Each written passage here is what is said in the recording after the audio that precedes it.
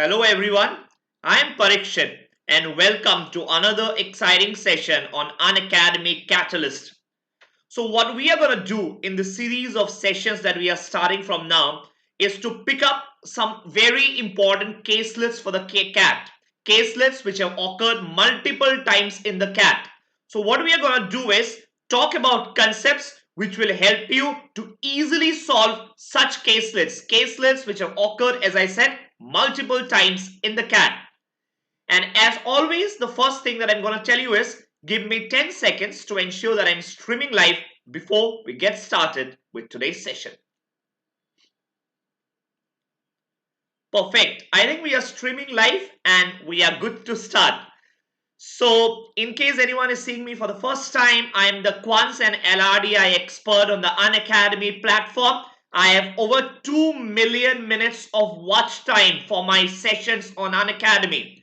So in case you have not subscribed to Unacademy yet and are serious about the CAT, about a comprehensive long-term CAT preparation, do ensure that you subscribe to Unacademy Plus using my referral code Parikshit Sakia. If you do that, you get 10% discount on the subscription fee as well. So in today's session, we are all going to talk about sequencing type caselets. Let's get started. Okay. So here is on your screen caselets of the type sequencing. Now this is one of the favorite questions of examiners, right? They will give you a question and will be based on arranging them in a particular sequence, okay? In a particular sequence. Now let's look at these questions. A factory has several processes, each of which can be started only if the prerequisite for that process has been completed. So I'll take a note of it. Prerequisite has been completed. The following table mentions the process, the prerequisites, and the number of units which can be produced by a single worker. No worker works on more than one type of process. So I think we have read the caselet. Let's understand what it is saying. So on the left of your screen, you actually have the table, the data that is given to you, the table, right? And on the right side, you have the questions for the caselet, the questions. Okay. So I put it in this way so that it is easy to read. Okay.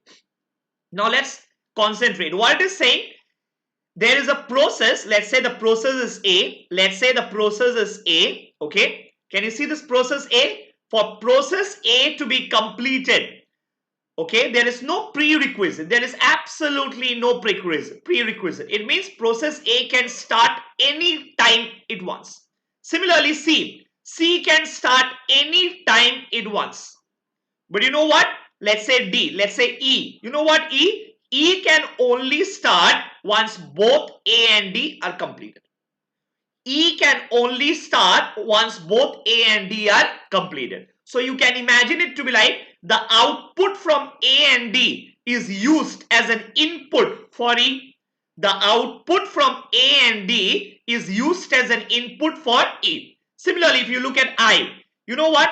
I can only start if G and H are already completed. So this is the sequence. Such questions are favorite of CAT exam paper setters. If you look at the last 20-25 years, such questions have occurred more than 4-5 times. So it is very important that you know how to solve such caselets. Okay. Now what is the third column all about? Can you see the third column? Number of items produced by a worker per hour. So let's say a worker is working on process A. So how many items can he produce? 40 items in 1 hour. Similarly, if a worker is working on process C, how many items can he produce? 60 items per hour. Similarly, for J, he can produce 120 items per hour, but the process can only start once E, F, and I have been completed. So I think you get the data. You are well aware of the data now, and I think we are good to start. Let's get started. So such questions, what you do probably the easiest way would be to solve using a diagram. So how will you draw the diagram? Very simple. I just need to draw lines. So let's say this is the time at t is equal to 0. This is the origin. Let's say the time where t is equal to 0. Okay, let's get started. So for A, there is no prerequisite. Okay, let's consider some number of items, and probably you can consider a number which is given in the question, because that will make your life easy. Okay, now let's read the question first and then take down some number which is there in the questions and use that number to draw a diagram. What is the minimum time? I am reading question number 1. What is the minimum time it will take in hours to process an order for 120 units? So let's suppose total item to produce, total item that I need to produce, okay, is let's say 120. Is let's say 120. Why? I am at question number 1. Question is asking 120. So I'll also put total item to produce is 120 units. So let's start with A.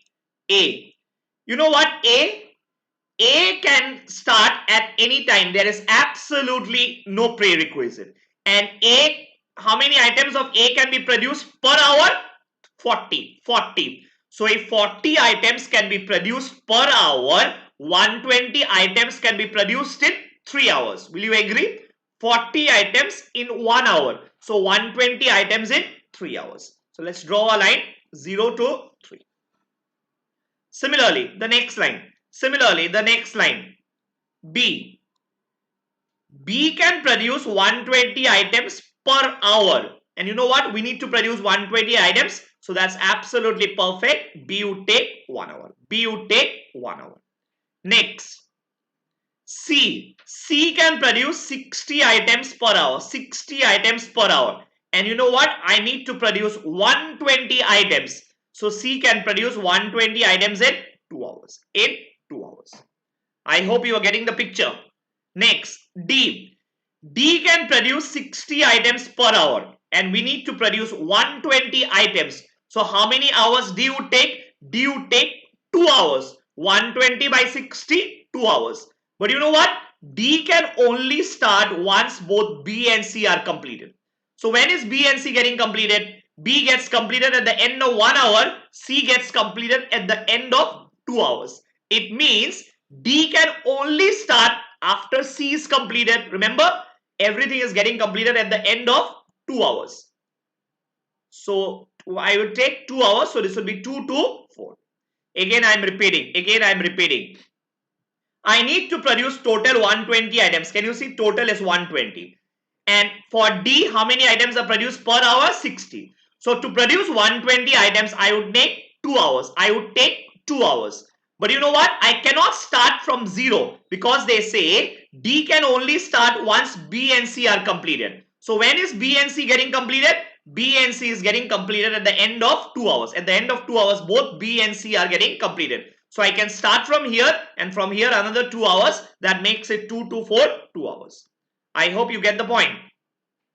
Next, E. E, 30 items per hour. And you know what? I need to complete 120 items. So how many hours? 120 by 30? 4 hours. But 4 hours from where? After A and D are completed. When is A getting completed? A is getting completed at the end of 3 hours, and D is getting completed at the end of 4 hours. So I can say at the end of 4 hours, both A and D would have been completed, and hence I can start E. Remember, E is taking 120 by 30. E is taking 4 hours. So from 4 to 8. Very, very, very easy if you do it this way. Next, F. We need to produce total 120 items, and F takes 24 items per hour. F produces 24 items per hour. So how much? 120 by 24. F would need 5 hours to complete. 5 hours from when? Once B and C are completed. When is B and C getting completed? B is getting completed at the end of 1 hour. C is getting completed at the end of 2 hours. It means at the end of 2 hours, I can start process F. So 5 hours from the second hour onwards, end of 2 hours, right? So 2 to 5 will make it 7. 2 to 5 will make it 7. Similarly, the next one, G. We need to produce 120 items and G is producing 20 items per hour. So how much time G would take? 120 by 20? 6 hours. 6 hours, and there is absolutely no prerequisite. Means G can start from 0. G can start from 0, and if it does, it will take 6 hours. If it does, it will take 6 hours. Right? So G is also done. This was F. Next, H. H, how many hours? H can produce 60 items per hour and you need to process 120 items. So H would take 2 hours and there is no prerequisite. Perfect. So H would take 2 hours. Similarly, I. How much time I would take? Remember, we need to produce 120 items and I is producing 30 items per hour. So 120 by 30 makes it 4 hours for I. 4 hours for I. And when can it start? After G and H are completed. G is getting completed at the end of 6 hours. H is getting completed at the end of 2 hours. So obviously at the end of 6 hours, I can start process I. So remember 4 hours from here. So 6 to 10. 6 to 10 is I. And the last one. The last one is J. The last one is J. Right? So how many hours would J take? Remember, we need to produce 120 items and J takes 120 items. J produces 120 items per hour. So basically, J would need just 1 hour to complete the process. But the problem would be, you know what? J can only start once E, F and I are being completed. When is E getting completed? E is getting completed at the end of 8 hours. F is getting completed at the end of 7 hours. And I is getting completed at the end of 10 hours. So obviously I would take the latter time. What is the latter time? 10 hours. So can I say at the end of 10 hours, all E, F and I, all 3 processes are getting completed. And hence I can start J. J would need just 1 hour. So 10 to 11. Very, very simple way of solving a very complicated sum. And after this, it is very, very, very easy. Right? So please remember, this is the technique to solve sequencing type of caselets. What is the sequencing? It means, let's say I need to order, let's say A first, then B, then C, then D, and so on. So if you remember your school timetable, right? It needs to be there in a particular sequence. Similarly, sequencing type of questions can be solved very easily just by drawing lines. Let's get started. Let's get started with the questions. First one. What is the minimum time it will take to process an order for 120 units? Remember, minimum time. So the minimum time is when? It is the time when all the processes are completed. If you read the question, you must remember that the factory has several processes, right? And when all the processes are completed, I can say the item is ready. The item is ready. So remember, in our case, all the processes are getting completed at the end of 11 hours. At the end of 11 hours. Can you see? This is the farthest. This is the farthest. So at the end of 11 hours, all of the items are getting completed. Hence, the process would get completed at the end of 11 hours. That's the answer. That's the answer for the first one. Second one. If one extra worker is hired, what is the minimum achievable time for the above work? If one extra worker is hired, what is the minimum achievable time for the above work? Now remember, read the question once again. What is it giving? The following table mentions the process, the prerequisites, and the number of units which can be produced by a single worker. Now the question is telling you, you are allowed to hire one more worker. And remember, the para also told you before, no worker works on more than one type of process. So if there is an extra human being, I can allocate him to any of the processes. When I say any of the processes, I can allocate him to A, I can allocate him to B, I can allocate him to C, or so on. Use your common sense here. The common sense would tell you that I should allocate the worker to that particular process, okay, which is the least, which is the least effective or least efficient. When I say least efficient, I only mean to say it takes the highest possible time. So any process out of A, B, C, D, E, which is taking the maximum time, allocate one more worker to that. What will happen? If you allocate one more worker to that, the time required would just be half. Let's say I am able to finish one work, a piece of work in 10 hours. If you allocate one more person with me, we together can finish it in 5 hours. Remember? So what does it mean? It means the assumption here is every person is of equal efficiency. So if I have got one more extra human being, where should I allocate him? To the process which is taking the maximum time. Which process is taking the maximum time in our case? The maximum time is taken by G. The maximum time is taken by G. So I can allocate a person here. So what will happen? Instead of 6 hours now, the work can get completed in how many hours? 3 hours. The work can get completed in 3 hours. Just will become half. It will just become half. Why? Because instead of 1 people who completed the work in 6 hours, you now have 2 persons. Now let's see. If G is getting completed at the end of 3 hours, you know what?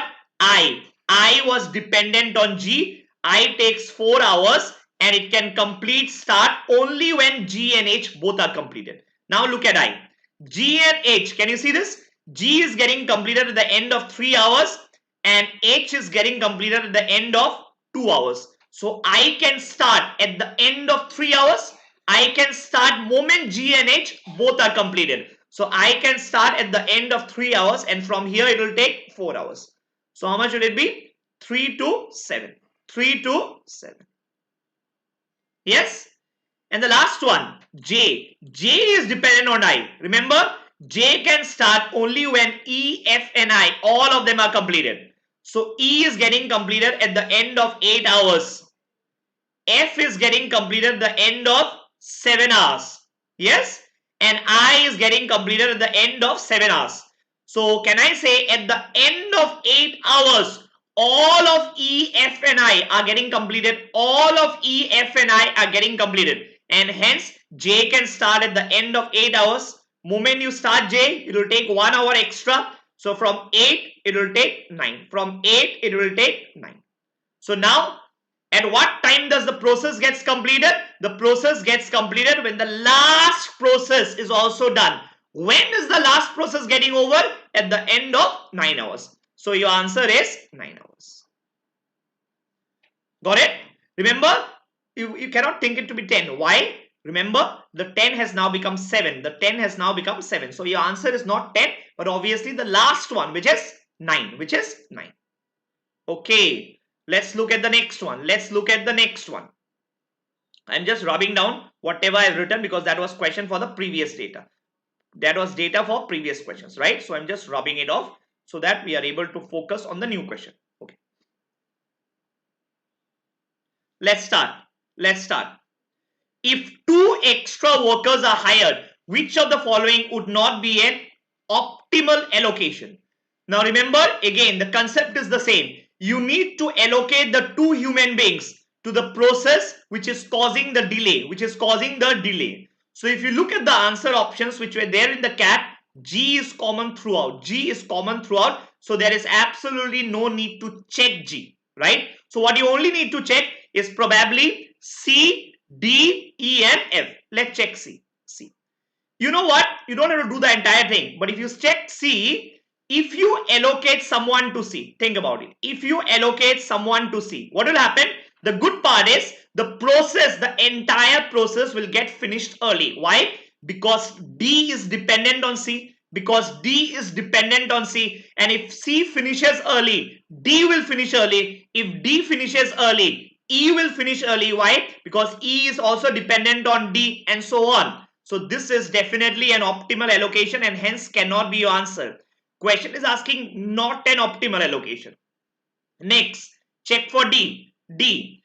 If you allocate someone to D, if you allocate someone to D, you know what? If you allocate someone to D, the good part would be, is there someone else dependent on D? That's what you need to check. If you allocate a human being to D, you know what? E is dependent on D. E was dependent on D, and hence E can also start early, because if an extra human being is allotted to D, D will get over early. If D gets over early, E will also get over early, because why? E is dependent on D to start. So definitely this is also an optimal allocation. Cannot be your answer. Cannot be your answer. Next, let's look at the next one. E. Let's check for E. If you allocate a human being to E, does it help? Yes. E will get finished early. That's a good part. And the good part is J, which was dependent on E, will also get finished early. J, which was dependent on E, will also get finished early, and hence it's an optimal allocation. Perfect. E cannot be your answer as well. Last one obviously got to be the answer, but we check why it is so. Check it. F and G. If you allocate a human being to F, let's say you are allocating a human being to F, does it help? No. Why? No other process. Look at D. D is not dependent on F. E is not dependent on F. I is not dependent on F. J is also not dependent on F. So none of the remaining processes are dependent on F. Hence, it would be not a wise decision to allocate a person to F, because it doesn't help you to reduce the time, because other processes are not dependent on it. So perfect. I think you easily get this. So that's your answer. So I hope all of you got it. And this is a very, very wonderful caselet. Please make sure that you solve it perfectly, and you can replicate the technique across a lot of caselets, wherever it is of the type sequencing. So for more such caselets, you can always log into Unacademy, and there are a lot of free videos. If you want to see the free videos, you can type by my name Parikshit Sakia, and you will get a lot of free videos. In case you want to subscribe to Unacademy Plus for an exhaustive, comprehensive coverage of your A to Z CAT, Quants, DILR and verbal syllabus, please use my referral code Parikshit Sakia.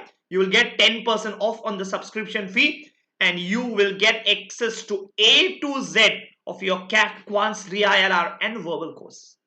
So thank you so much. I hope you enjoyed the session. Please make sure that you view this video, you understand the process. If you don't understand, pause it, try it once yourself, and then play the video again. Very, very super awesome technique, I would say, to solve questions based on sequence. If you have liked my video, do hit the like button, and I'll see you tomorrow morning 10:30 a.m. for another wonderful session of mine. Till then, take care and stay safe. Bye.